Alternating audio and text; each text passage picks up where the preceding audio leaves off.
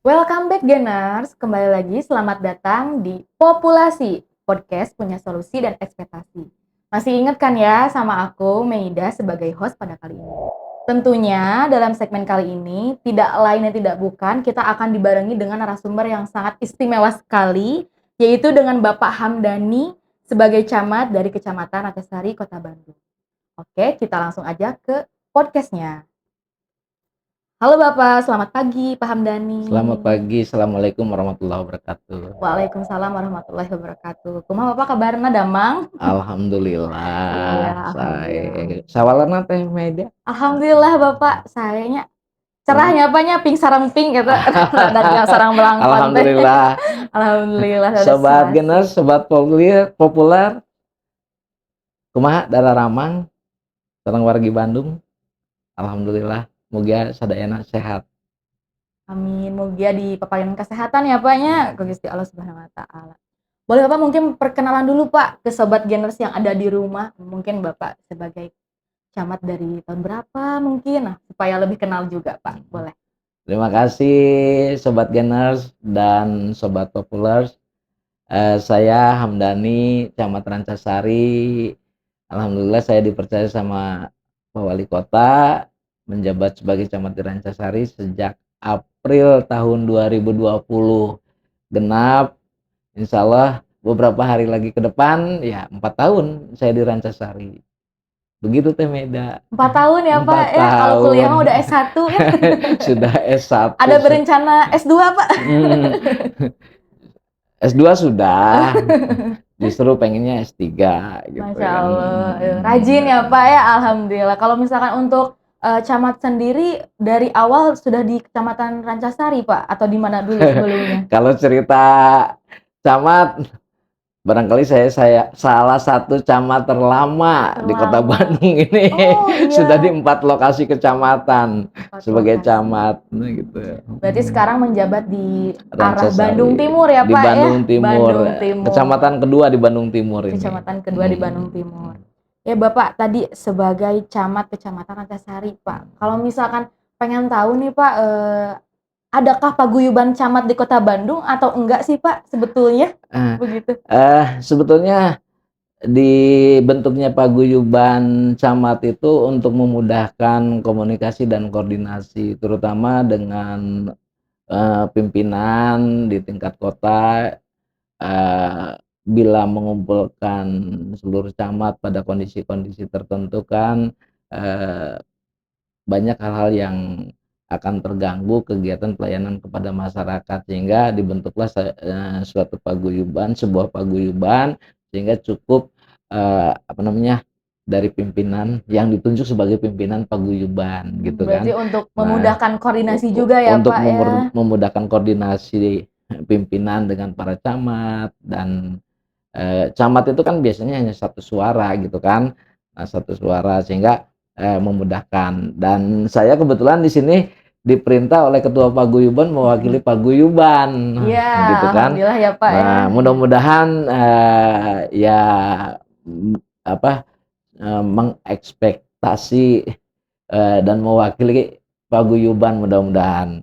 Namun ya saya yakin kalau kaitan kegiatan di podcast kali ini saya mungkin lebih banyak sebagai sampling atau sebagai random dari salah satu kecamatan yang ada di Kota Bandung ini, dan insya Allah kebijakannya tidak akan jauh berbeda, namun implementasinya saja yang berbeda. Barangkali itu teh Meida gitu. Oke, sudah tergambarkan ya Geners bahwa ya kasarnya mah random sampling ya Pak ya, karena Random tidak sampling. mungkin kan dari total kecamatan yang ada di Kota Bandung kita undang satu persatu ya. Betul. Semoga dengan adanya Bapak bisa hadir dapat mewakili begitu. Mudah-mudahan. Iya, mudah-mudahan gitu ya. Insya Allah kalau kebijakannya sama, Pak, ya, berarti. pasti mewakili dan tidak akan jauh berbeda. Hanya implementasi di lapangan, karena kan terkait dengan kondisi, terkait dengan waktu, terkait dengan faktor penunjang di lapangannya gitu kan. Ya. Oke Pak, berbicara tentang kebijakan tadi Pak. Kita kan dari Dinas Pengendalian Penduduk dan Keluarga Berencana ya Pak ya. kiranya kebijakan seperti apa Pak yang diterapkan di Kota Bandung mengenai isu yang sedang digadang-gadang terus nih Pak tentang stunting begitu? Mhm. Stunting ini kan isu strategis ya, Iya, bukan hanya di Kota Bandung, bukan hanya apalagi di kecamatan, di kelurahan, bahkan ini kan isunya isu nasional yang harus terselesaikan sesegera mungkin. Makanya, terbitlah kebijakan pemerintah pusat melalui peraturan presiden ya, peraturan presiden nomor 72 tahun 2021 kalau tidak salah, iya tentang bahwa stunting ya Pak ya? tentang stunting. Nah, dari situ, nah ya turun bahkan sampai ke tingkat kader di lapangan gitu kan, itu harus semuanya Bersinergi ya Pak ya? sepakat Iya sepakat. sinergi untuk mempercepat penurunan, stunting itu Stunting. sendiri ya. Nah, kita tahu bahwa stunting itu ya definisinya saja merupakan gangguan ya, Gangguan gangguan pertumbuhan ya? pertumbuhan dan perkembangan terutama pada anak akibat ya kekurangan gizi kronis dan infeksi ya, Iya. yang tentunya berulang gitu ya, yang ditandai dengan panjang atau, Tinggi badan tinggi mungkin badan ya? dan atau tinggi badan, eee, yang berada di bawah standar yang ditetapkan oleh kementerian yang, menyelenggarakan urusan pemerintahan di bidang kesehatan tentunya. Ya Iya. itu jadi, ya mungkin kalau teknis pelaksanaan oleh, bidang KB ya. Nah, Iya. tapi yang menentukan kan tentunya dari kementerian yang membidangi kesehatan. Nah, sehingga ada standar, dan ya kita tahu bahwa, di lapangan banyak sekali terutama pada saat tahun 2021 ya, eee terjadi ya begitu ya akibat Covid juga Iya. barangkali ya, pada saat itu sehingga banyak anak-anak kita yang di usianya antara 0 sampai 59 bulan itu banyak sekali yang di bawah standar, berat badan dan atau ukuran, Yang seharusnya ya Pak ya? yang seharusnya yang sesuai standar. Nah sehingga perlu percepatan penanganan stunting ini dan Dibentuklah di TPPS ya Pak ya? dibentuklah dari mulai tingkat desa atau kelurahan di Kota Iya. Bandung ini ya TPPS tingkat kelurahan, TPPS tingkat kecamatan dan seterusnya sampai ke tingkat pusat ya. Nah, bahkan di lapangan sendiri adanya, TPK Kader gitu. ya Oh Kak, TPK ya, tim iya, pendamping tim keluarga. pendamping keluarga gitu kan, dan itu dari kader itu, alhamdulillah ya di seluruh wilayah kecamatan di Kota Bandung, sorry maaf gitu ya, itu terbentuk gitu dan wajib gitu Wajib ada ya ya, Pak ya, ada TPK wajib ada ya? TPK, wajib dibentuknya TPPS baik di tingkat kelurahan maupun kecamatan dan kita semua bergerak. Iya. Bahkan wajib kita, eee, mengalokasikan anggaran yang ada di kelurahan maupun kecamatan Iya. untuk mendukung, mensupport, apa namanya, ya terselesaikannya, penanganan stunting ini. Stunting. Nah ini, kita wajib untuk menyediakan anggaran mensupport itu, gitu kan.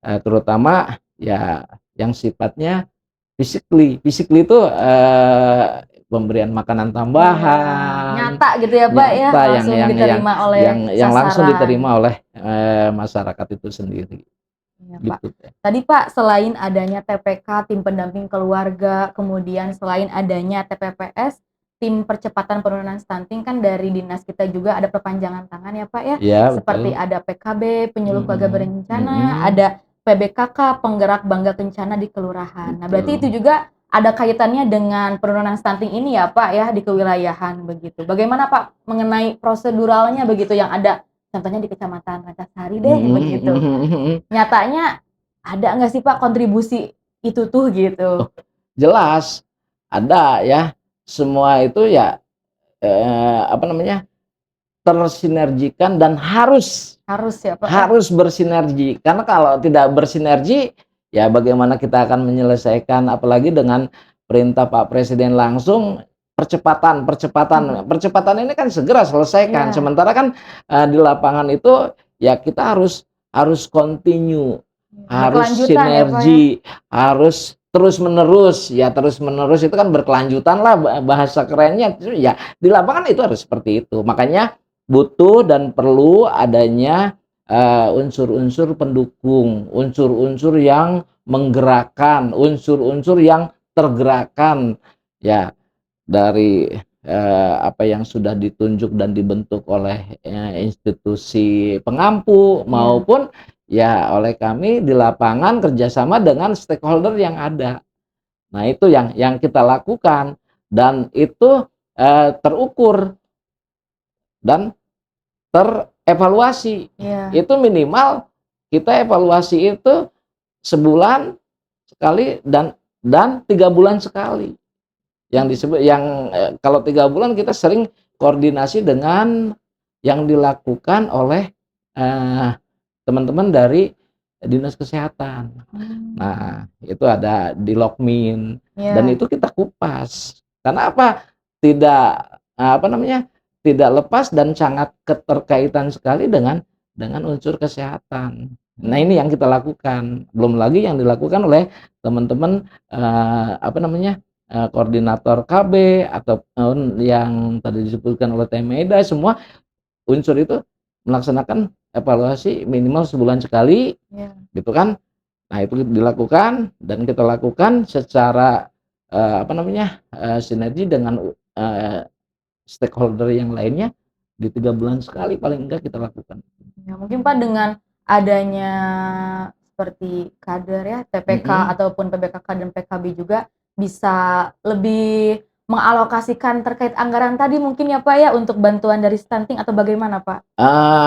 Antara lain itu, tadi saya katakan bagaimanapun juga kita butuh tenaga di Iya, lapangan. yang langsung ke Ya, yang masyarakatnya ya Pak langsung ya? terjun dengan masyarakat, yang mengukur anak-anak balita, Iya. terutama terutama di mana? Di posyandu, Posyandu, iya. terutama itu.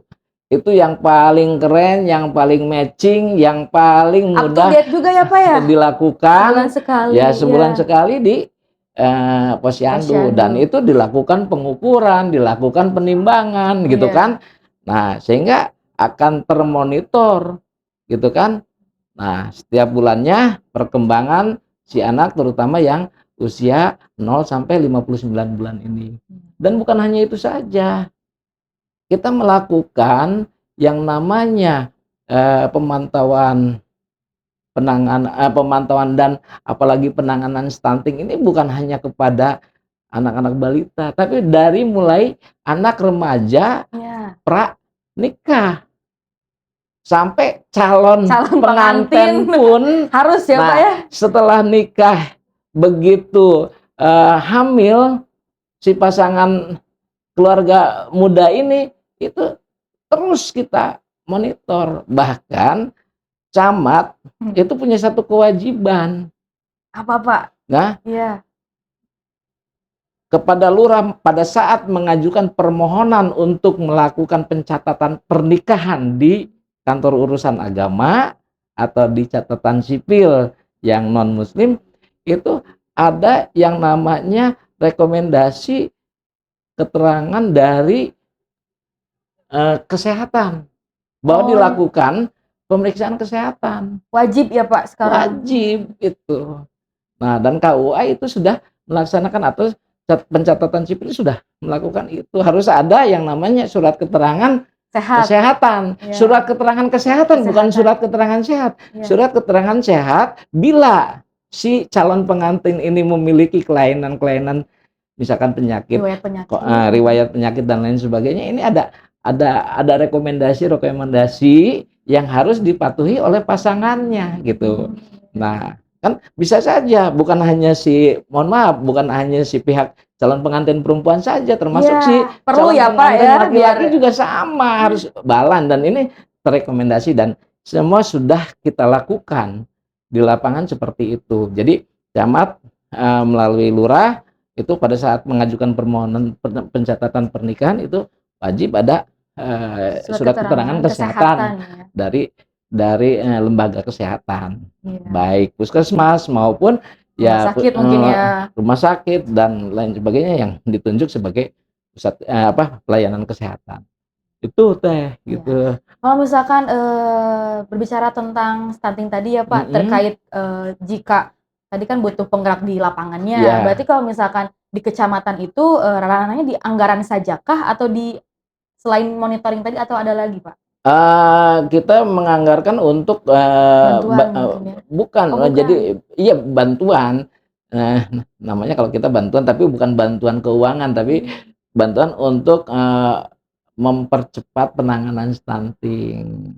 Nah, kita di bentuk kegiatannya itu biasanya, pengadaan makanan atau minuman yang bernutrisi, yang memiliki protein tinggi, yang bisa langsung dinikmati oleh si anak sasaran itu ya, atau oh. sasaran itu sendiri gitu. Kalau Terma untuk edukasi juga ada Pak, untuk pencegahan atau term penanganan saja? Termasuk kan, ini kan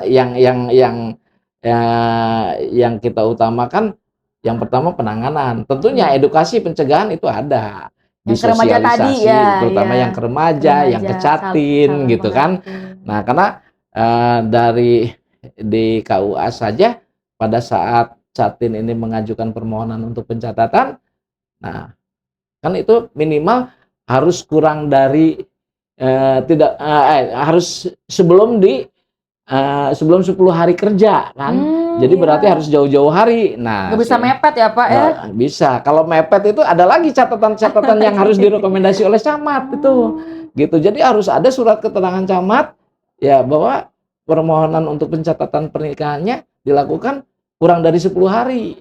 Nah, itu ada lagi ya ada surat lagi beda surat rekomendasinya lain. rekomendasi lagi. Makanya sebaiknya harus jauh-jauh hari. Sesuai prosedur ya Pak ya? Nah, ya prosedur pokoknya harus sebelum 10 hari lah 10 biasanya hari lah, oh berarti iya, ya, mhm. berapa, 20 hari atau 1 bulan lah, rata-rata 1 bulan ya. Semakin lama makin Enggak bagus. juga sih, jadi jangan terlalu lama juga gitu kan, ya sebulan. Kenapa? Dari KUA sendiri kan membuat penjadwalan untuk melakukan yang namanya kursus pranikah atau, Ada kelasnya Pak?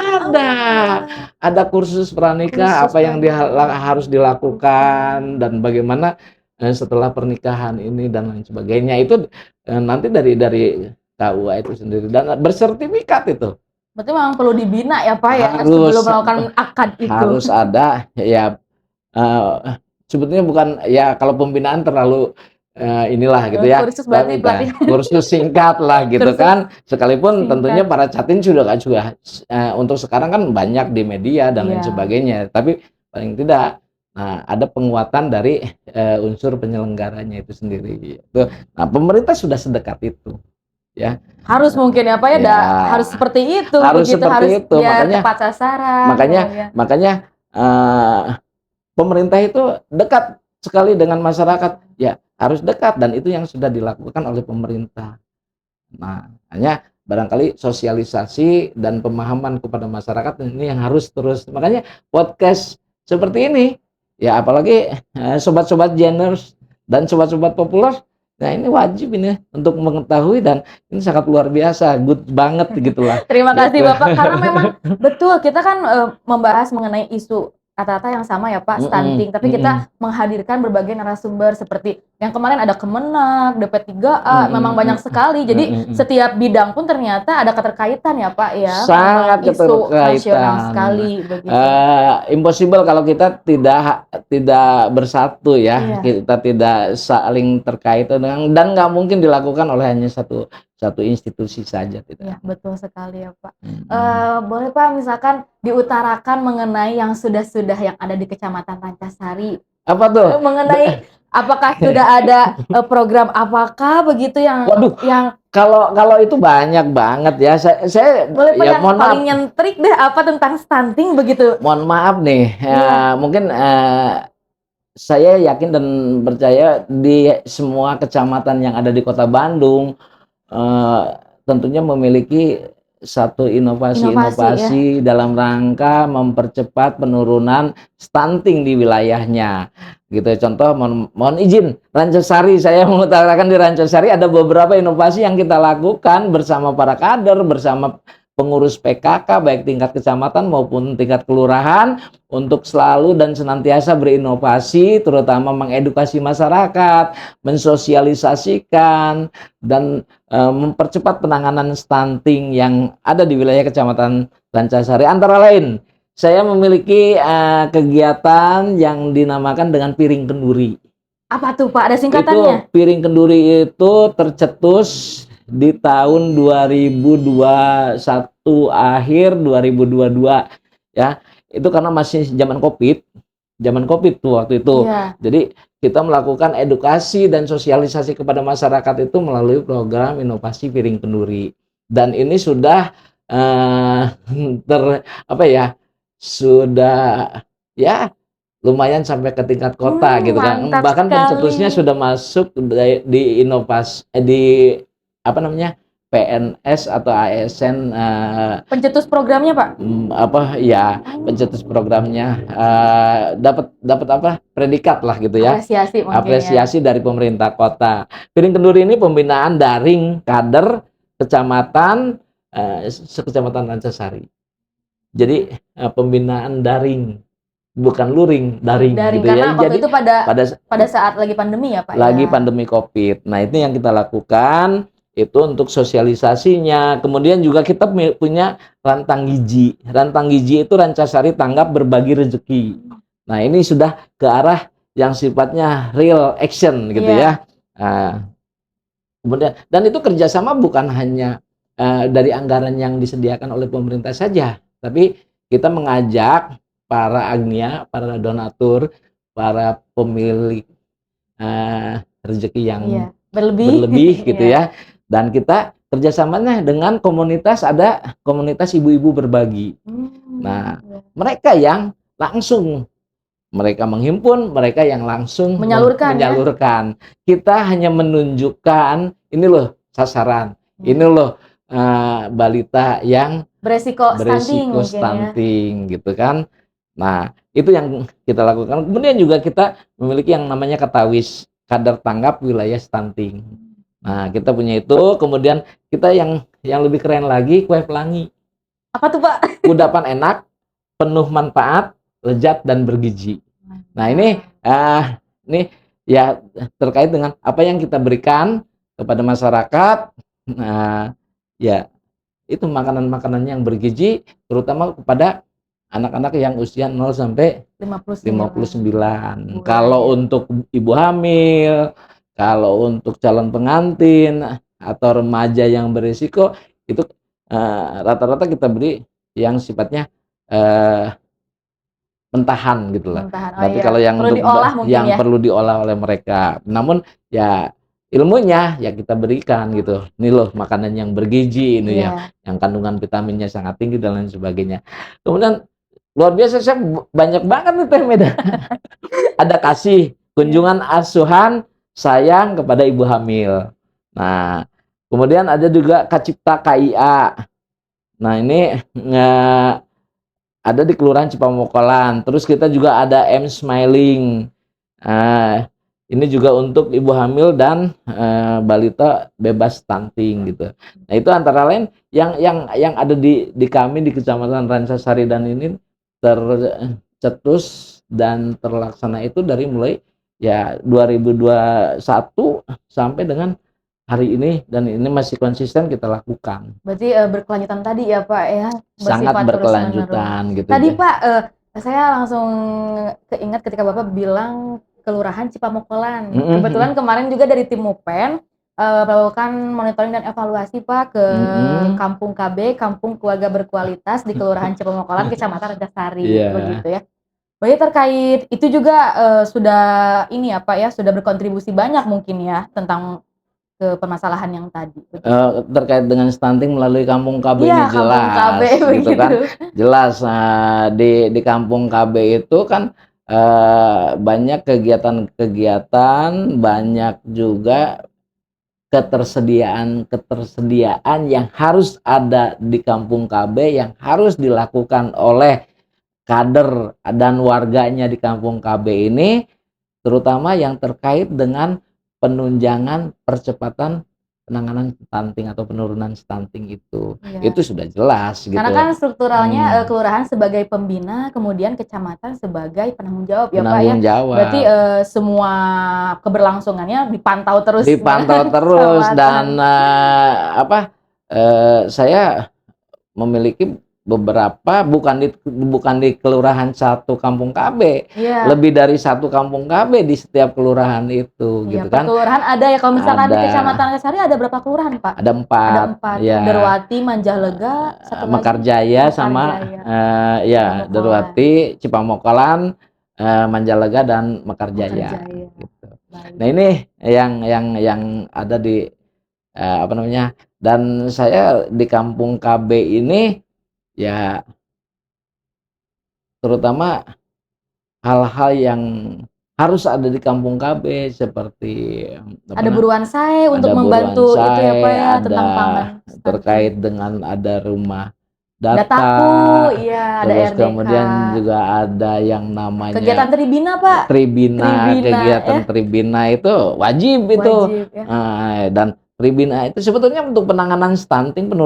percepatan penurunan stunting ini sebetulnya melalui program Tribina itu harus bisa selesai gitu kan. Harusnya bisa ya harus Pak bisa ya selesai di dan bina keluarga balita, remaja, lansia. Iya. Bahkan ya bina keluarga lingkungan gitu kan. Itu juga tentang lingkungannya kan sudah bisa. Buruan saya kan di situ kan gitu kan. Jadi semua sudah bisa, harus bisa, dan saya yakin di Rancasari di kami bisa terselesaikan dengan itu. Jadi sudah terbiasa sebetulnya kader ini gitu kan. Hanya yang barangkali perlu hadirnya kita pemerintah kepada kader atau kepada masyarakat ya konsistensi kitanya sebetulnya. Sebetulnya anggaran kebijakan pimpinan sudah teralokasikan gitu. Tinggal konsistensi kita dan konsistensi kader di lapangan. Nah, itu barangkali yang bisa dan terus harus kita lakukan secara sinergitas. Oke Bapak, baik. Alhamdulillah ya Pak ya, sudah tergambarkan semua mengenai program-program dan tentunya kebijakan-kebijakan juga mengenai stunting tadi.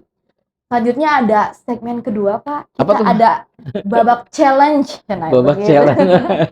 Iya, nanti ada pernyataan yang saya utarakan. Nanti Bapak sebutkan saja mitos atau fakta. Misalkan Bapak berbicara tentang ini mitos menurut Bapak, nah boleh alasannya kenapa begitu, sekiranya aja Pak, nggak apa-apa. Gitu. Oh, ya, aduh. Tapi yang jelas banyak mitosnya deh. Belum diutarakan Pak. Ya, mitos atau fakta Pak. Yang pertama, stunting karena keturunan. Oh, mitos itu mah jelas itu. Langsung yakin ya Pak. Yakin mitos. Jadi bukan karena keturunan Pak. Bukan. Menurut Bapak kenapa tuh Pak? Ya itu tadi, gitu, karena memang gangguan pertumbuhan dan perkembangan dari terutama si anak ya. Dari sejak kehamilan ya Pak? Ya dari sejak kehamilan, bahkan dari sejak ya sebelum ibunya ini hamil gitu kan. Dari remaja tadi kan bisa ya? Dari remaja gitu kan. Ini jadi bukan turunan karena memang ada gangguan pertumbuhan itu. Ya, kemudian yang kedua Pak, dampak stunting hanya menyebabkan anak pendek. Kiranya mitos atau fakta Pak? Pendeknya fakta. Fakta. Tapi bukan hanya karena pendek saja gitu sebetulnya gitu kan. Gitu. Jadi agak kesindir nih gitu. Jadi selain dari tinggi badan, karena saya juga sih golongan tinggi ya Pak ya, walaupun agak ke pinggir.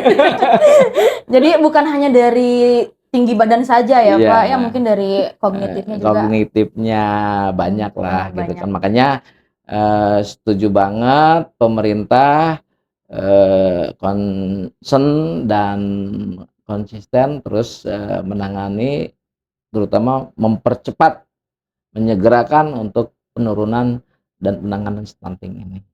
Luar biasa hebat. Luar biasa gitu kan. Ya Pak. Yang terakhir Pak, pernyataan yang terakhir adalah penanganan stunting memerlukan pendekatan holistik. Menurut Bapak mitos atau fakta? Fakta sebetulnya harus, holistik harus. Tadi ya Pak ya, tidak tidak akan bisa berjalan jika ditugaskan hanya ke satu dinas yang terkait Nggak begitu mungkin, ya? impossible gitu ya. Sekarang apalagi diserahin ke camat, ke lurah, impossible. Camat Keberatan juga butuh, mungkin ya, Pak? enggak juga Enggak sih, juga. enggak juga gitu ya. Iya. Ya kalau camat, lurah itu kan sama dengan wali kota di tingkat yang paling rendah ya. Nah, eee, makanya kita perlu adanya koordinasi dengan Forkopimcam gitu kan, perlu koordinasi dengan instansi vertikal yang ada di wilayah kita gitu kan, untuk sama-sama membantu dengan stakeholder unsur masyarakat, apalagi dengan para pengusaha, ya atas JSL-nya gitu, CSR-nya ya, Pak, ya? CSR-nya, ya itu, kita kita arahkan untuk bisa membantu mempercepat penanganan stunting ini. Hebat, luar biasa, gitu Baik, kan. Bapak. Sudah cukup ya, Pak, ya, 3 pernyataan saja karena sudah mewakili mungkin, Gitu. begitu. Oke, Sobat Geners, dengan Bapak Hamdani tentunya, mendapatkan insight baru ya, Pak, ya, bahwasanya dari kecamatan juga sudah banyak sekali inovasi-inovasi, kemudian dibantu dengan penggerak di lapangannya supaya tentang alokasi atau bantuan terhadap penurunan stunting ini tepat sasaran, begitu ya.